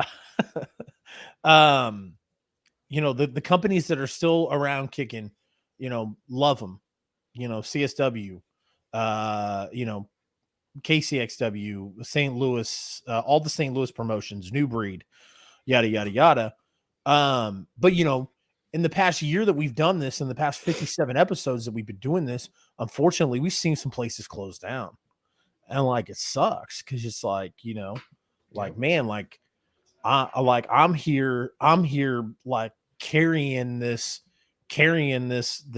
you know, billboard that says that the Midwest independent wrestling scene is the coolest. And I'm not taking shots at anybody, but you know, when somebody says that it's the worst territory in the world, like I get a little offended because I'm like, the fuck it's not, my guy. I beg your pardon. I think that ours is pretty damn good. Yep. And so, you know, when you see like, because like I said, I expect CSW, St. Louis Anarchy, GloryPro, Grandel. You know, I expect those guys to put on great shows because they do. But when you see a company close, then it's like, you know, it kind of like, it sucks. And then you see New Breed come in, and New Breed is they do so much. So it's like, it's saturated, you know, like it's easy to kind of go through the motions is what I mean. Not taking anything away from New Breed and what they do, but you know, for them, and then for like you to come back, you know, somebody who's been a little, you know, who only watches independent wrestling now, does not watch mainstream wrestling anymore. Because of like how different it is in mainstream. So for you to come back from Sedalia and be like, yo, I think that's the best match I've ever seen live. Like, that's cool. To me, that is like, that makes me think like, yo, like, yeah, like that's dope. Great. Yeah. You know, and it was in Sedalia, like, which is, well, what, maybe an hour and a half drive from Kansas City? It's a little bit less than that. Yeah, we can get there in about an hour from where we live. It's about an hour or about 45 minutes from the lake house. So yeah, like I said, man, it was a fun event. Every match was great. Every match was good. Obviously, Herb, good seeing you too, sir. Appreciate. Yeah, I did. I walked up and shook his hand just before Justin bolted off to somewhere else, so I couldn't really sit and talk to him for very long. But yeah, that picture of Justin and Burt Candy is hilarious. It's great. It's so hilarious. It's great. I wish I had it up, and I might when we start talking about something else, I may upload it and bring it up. But yeah, you know, like I said, man, I had a great time. New Breed Wrestling. That was my first New Breed show. We've talked about them for 57 weeks now, and I was happy to go to that one. And hats off to both Austin and Luke. We know how great both of those guys are, and they are both on a rocket ship right now. It was cool to see Luke too at the end when Austin was in the ring.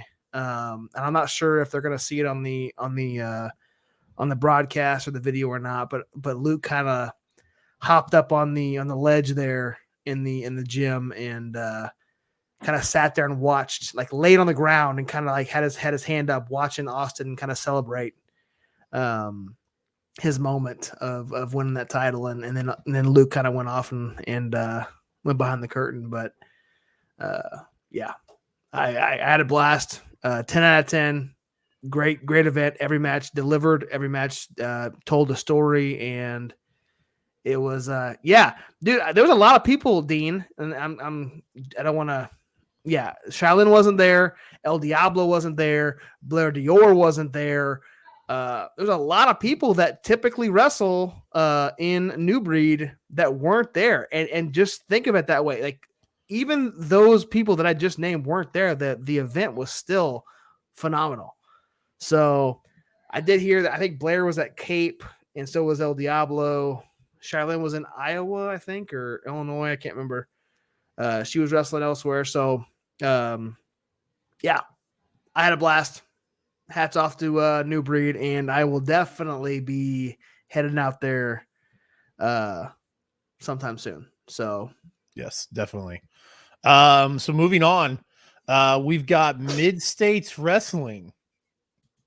Not going to be in Harrison, Arkansas. What? Although I was 10 minutes from Harrison, Arkansas. Really? Yeah. We took the train that goes into Arkansas, and it was like the guy over the intercom was like, the closest town to us would be Harrison, Arkansas. It's about a 10-minute drive from here. And I was like, oh man, yeah, might stop by for some Mid-States Wrestling. No, not in Springfield either. They're not going to be in Springfield. No, they're going to be in Wichita, Kansas, which I am going to make the drive out for this event tomorrow night. Me and the wife, because Mid-States Wrestling is going to crown their first ever Mid-States Wrestling Kansas heavyweight champion. If you look at the poster, you're going to see guys like Luke Langley on there, future I-70 hot tag guest Dredd Roberts, Joe Helms, Blade, Kuda, among others. Austin Muitalo talked about winning that championship, so it sounds like he'll be there. Austin, if you're in the chat, appreciate if you confirm. But yeah, Blade, Kuda, some of that XWE crowd, and those guys are going to be there, which is kind of cool. I know Wichita is kind of in Blade and Kuda's, stomping grounds. So,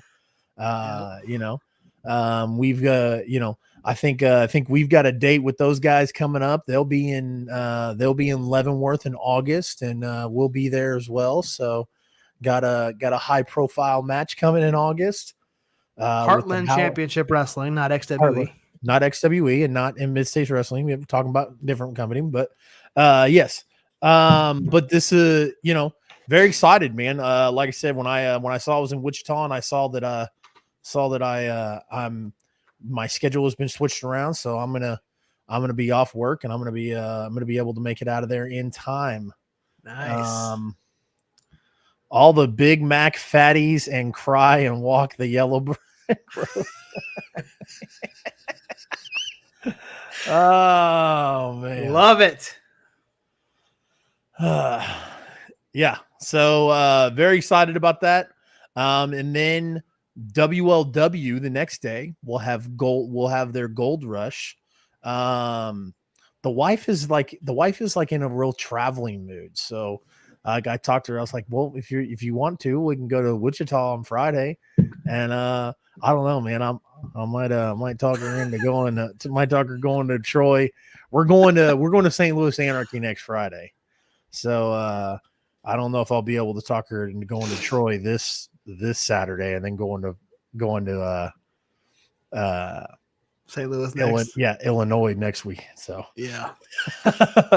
But who knows? Maybe. But this match, we saw Billy the Kid is going to take on Superstar Steve.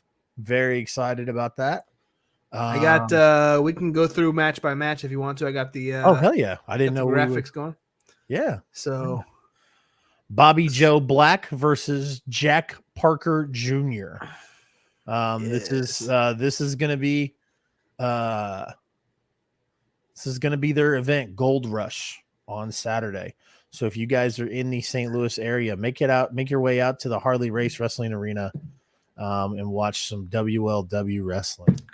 There's a lot of good things about that people are saying about Bobby Joe Black. He's wrestled over in Trailblazer. He's wrestled in 100% Brian J. Yeah, 100%. You're not telling us something we don't already know. Yeah, kills it in WLW. Yeah, kills it in Glory. We knew Ben Simmons was great back in NWL. Yeah. But there's been a lot of good things. He was Bobby Joe's wrestled in like I said, Trailblazer. He's up in Tri-States. So he is making his rounds and wrestled quite a few times here in WLW as well. So I think we're going to be seeing more of him in the very near future. And he's facing a big boy, Jack Parker Jr., who we've talked about many times in WLW. So only a matter of time before we see him Absolutely around as well. So speaking of which, speaking of this man is staying busy this weekend. The astonishing one, Austin Muitalo, is going to go one-on-one with Mason State Goods. Yes, we've seen Mason in CSW. We've seen him in Grandel. We've seen him in GloryPro, I believe. He's wrestled a few times there. A member of Team Forge. And he's going against the astonishing one, Austin Muitalo. So that's going to tear down the house. So is every one of these damn matches, honestly. I can't it's looking just like WrestleMax. I don't see a match where I can take a break from watching it. My eyes are going to be glued. Really wish they would live stream this, because that would be fantastic. Yes. Need to hook that up, because Speaking look at this of one. Fantastic. Swadelicious. Raheem De La Suede versus second to none Kenny Alfonso. I would say this one's going to steal the show, but gosh, man, I don't know. I don't want to be that guy again where it's like, oh, this one's going to steal the show. This one's going to steal the show. But this one has all the capabilities to do so. Yeah. We've seen how great Suede looks running solo, and our guy Kenny Alfonso is already running killer solo. So yeah, man. I don't want to be that guy, but in my mind, Kenny's the king of Kansas City, baby. Like I don't, Brian J knows Kenny hands down. We've got another great match after this. Leland Race and Camaro Jackson versus Dysfunction. For the this is for the WLW Tag Team Championship, correct? Yes, part of this Gold Rush concept is that every WLW championship will be on the line. I like that. This is one of them. If you guys saw the mid-show break, we will have Brandon Espinosa. Sounds like something we used to do. Sounds like something we used to do in E-Feds. Yeah, every pay-per-view though. Yeah, it wasn't just Gold Rush, but yeah, we'll have Brandon Espinosa on in a couple weeks so we can talk to him whether or not he successfully defended or if they lost it to Leland and Camaro. Dysfunction, if you guys are following WLW, has had some issues lately. Kyle Roberts is the one there in the mask. He and Brandon are kind of having some differences in what the plan is for Dysfunction. So it's very possible that the Quad Father and the son of Harley Race could become the new tag team champions. So we'll see. Yes, indeed. The next match, another show stealer. AEW superstar, WLW Junior Heavyweight Champion, Matt Seidel versus the Deliverer Moses. This is going to be a great one. Yeah. This is going to be two contrast styles. And I think these two contrast styles are going to make for a great match. Moses being the, I believe, the longest reigning WLW champion. Matt Seidel having many matches. I believe this is his second or his third WLW junior heavyweight title reign. I was very surprised that he won the match last or 2 events ago. And here he is coming back to Troy to defend against one of the best world heavyweight champions in WLW history. So this is going to be exciting. Get your tickets. It's going to sell out. Yes. And this isn't even the main event. This isn't even the heavyweight title match, but nope. It's gonna sell out. The heavyweight title match is going to see superstar Steve Fender taking on Billy the Kid for the WLW Heavyweight Championship. You saw the promo during the mid-show break. This is going to be a great one. Like I said, it's very tempting to drive 3 hours to Wichita tomorrow night and watch mid-states wrestling, and then to turn around on Saturday and drive another 3 hours or 4 hours to Troy and watch this show. Yeah. If you are in the area, like I said, get you a ticket, go see some great wrestling. If you are not in the area and you are interested in going, DM me. Maybe we'll carpool. I don't know. We'll see.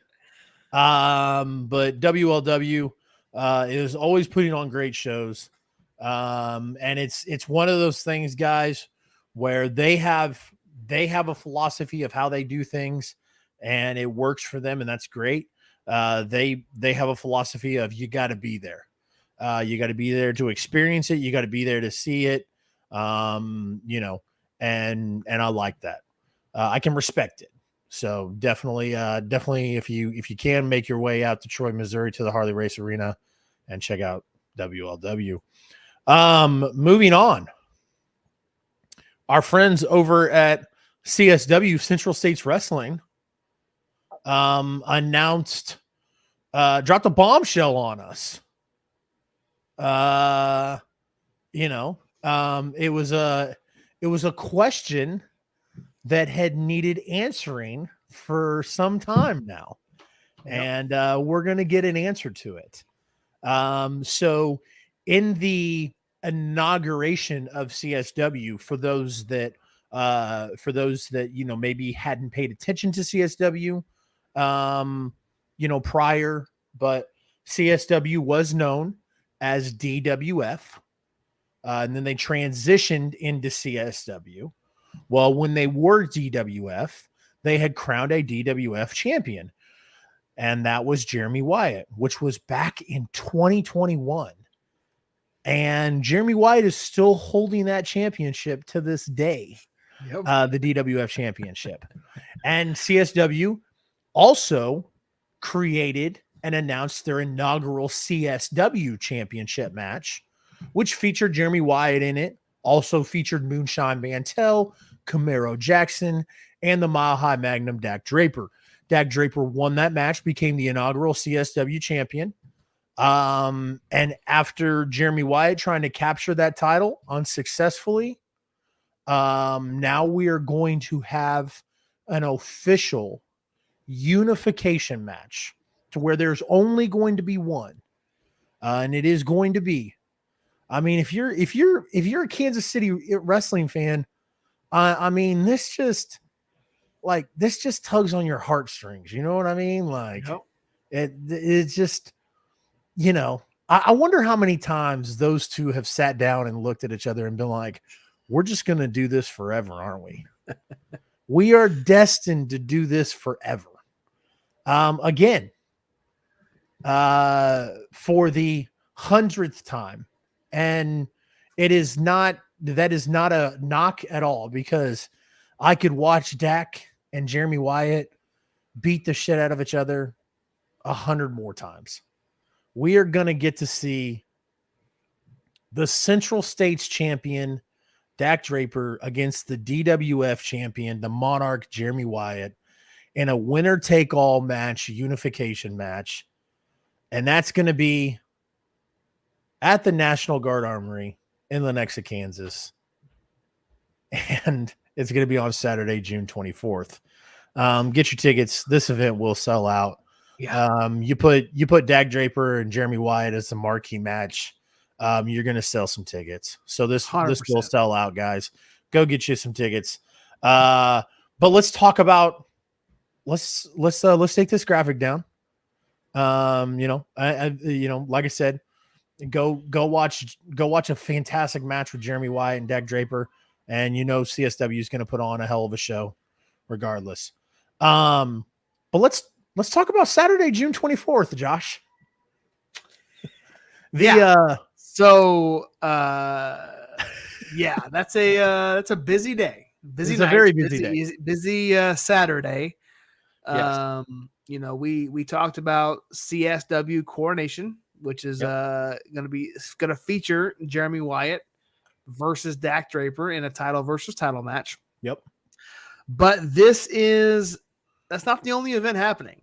And Now, go ahead. I was going to say, now, a couple of months ago, we had an issue. Not an issue, but we had a situation. It's a great situation to be in if you're a wrestling fan. We had 5 events on one day. Yeah. We've now broken that record. Yeah, the record has been broken. 6. Count them, 6 events happening across Kansas and Missouri. These are the usual, the normal companies that we covered. It's not anything new.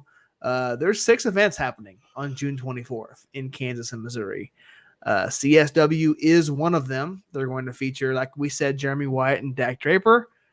Tyler Cooley, we will chat with you. Type the question in the chat or send us a message if you don't want to do it in the chat.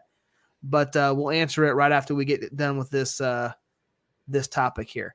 Trailblazer Championship Wrestling over in Ottawa, Kansas, has announced Star Spangled Slammer. And if that event does not feature Slammer Mania, that is a disgrace. No, but you're doing something wrong. Yeah. No, I think So that's over at Ottawa. So those are the 2 events happening in Kansas. So there are 2. The other 4 are happening in Missouri. Mid-States Wrestling, as we talked about earlier, they are going to be back in Springfield, Missouri. We will see a new Kansas heavyweight champion, whether that be Austin Muitalo, whether that be Blade, whether that be, Kuda, whoever. They will be a new Kansas champion. I don't know what the concept's going to be if they can defend it in Missouri. I don't know. We'll see. That's happening June 24th. GloryPro locked up at Del Mar Hall. They're going to be on June 24th, which is weird because GloryPro typically runs on Sundays, but the 2 Del Mar Hall events have ran on Saturday. So it looks like the Del Mar events are going to be a Saturday show. So, it looks like they're going to have a cage match, which could be Calvin Tankman. It's Camaro Jackson for the title for the Crown of Glory Championship. Yeah, we don't know yet, but that's kind of that might be what's happening. But New Breed Wrestling Capital Punishment. They're going back to Jefferson City, Missouri. I'm not sure when the last time they were in Jeff City, but they will be back. Capital Punishment. That's June 24th. And last, certainly not least, Cape Championship Wrestling, Malden Mania in Malden, Missouri, which is down in I believe it's in the boot heel of Missouri, southeast Missouri. They're getting some live wrestling action for CCW. So, CSW, Trailblazer, Mid-States, GloryPro, New Breed, Cape, 6. Same night. That is we talk about being the best independent wrestling scene in the country. If you can run 6 events in a 2-state area and have enough great matches to fill your cards, that's 8 matches times 6 events. This is it, man. We're living it. So yes, sir. Yes, sir. Tyler Cooley, message the I-70 hot tag social media page, and we will definitely get in touch with you about that, sir. He says lots of wrestling on the Illinois side as well. Yes, indeed. Saturday, June 24th. If that's if you've got the time and you got the dimes. Yeah, no matter where you live in our viewer area, unless you're obviously Raz over in the Australian area. Yeah. You can drive to, within an hour, roughly and get to a wrestling event on June 24th. So yeah, man, it's gonna be crazy. Yeah, I completely forgot about GloryPro being that day. Yeah. They're running Saturday instead of a Sunday. Yeah. And if GloryPro announces Camaro Jackson versus Calvin Tankman, I'm going to be very upset. Very upset.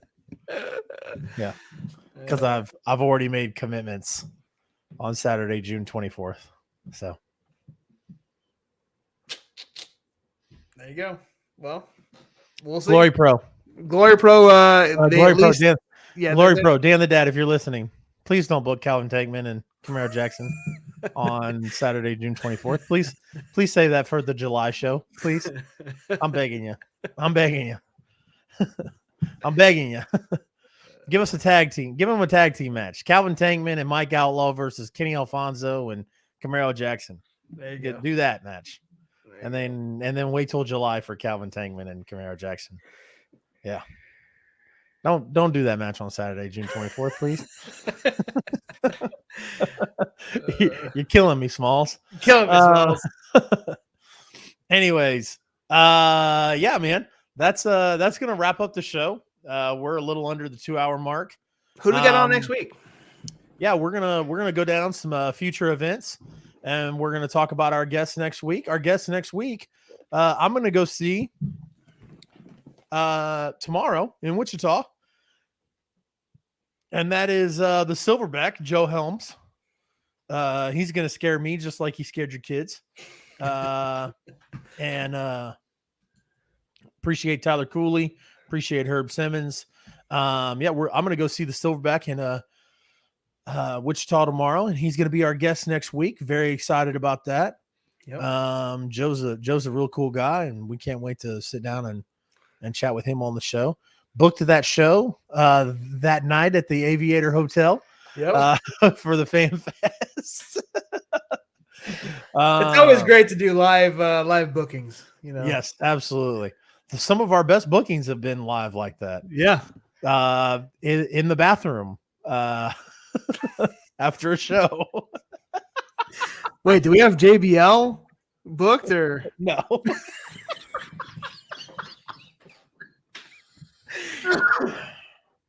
Don't tell that story. I won't. All right, good. I was right. I was gonna say, don't tell that story. That's not an on-air story. Yeah, don't tell that story while Herb Simmons is in there. Yes. So come hang out with us and Joe Helms next Thursday, just to talk about future events. I'll break down the ones that are going to happen before, obviously, the big June 24th date. Tomorrow, Mid-States Wrestling Wichita, Kansas, which we just talked about. They're going to crown the first ever Mid-States Wrestling Kansas heavyweight champion. June 3rd, World League Wrestling. The Gold Rush, Matt Seidel versus Moses for the junior heavyweight title. Also on June 3rd, WWX Rumble at the Fort in Leonard, Kansas. And then June 8th, Tri-States Wrestling Mayhem in Mooresville? Mooresville. Mayhem in Mooresville. Mooresville. Which is a Thursday night event. Oh, I like that. Sends me back to the old Journey Pro days. Yeah. Kansas Hall. Thursday night shows. Don't hate it. I mean, it's going to happen right as we're doing the R.I.P. hot tag. All right, R.I.P. Journey Pro Wrestling. Yep. Iceman versus Roy Lewis for the Tri-States Wrestling title. Also on June 9th, St. Louis Anarchy, Giants Woke, Eyes Open, Billy Starks versus Miyu Yamashita. Going to be there at that event. Also going to pick up my St. Louis Anarchy hockey jersey. I'm very excited about that. And then the next day, on June 10th, we have MMWA High Voltage at the South Broadway Athletic Club. If you are in the St. Louis area, that weekend is going to be a great weekend for wrestling. So go check that stuff out. You could go to Mooresville on Thursday, go to Tri-States, head on over to Alton, Illinois for Anarchy on Friday, and then Saturday go watch some MMWA and be home for Sunday supper. That's right. You could. I mean, like you watching the show could. Yes. I couldn't because I've got the I-70 hot tag on Thursday. You're correct. Yes.